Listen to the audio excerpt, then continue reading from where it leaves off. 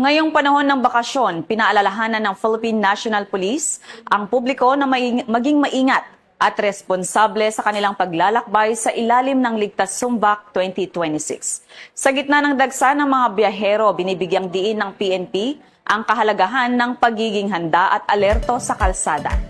Paalala sa mga motorista, siguraduhing nasa maayos na kondisyon ng katawan bago bumiyahe at iwasan ang pagmamaneho kung pagod o inaantok.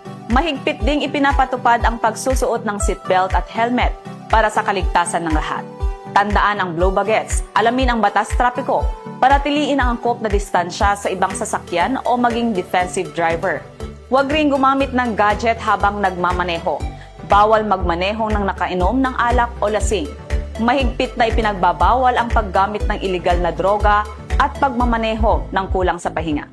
Hinihikayat din ng publiko na umiwas sa overspeeding at sumunod sa mga batas trapiko.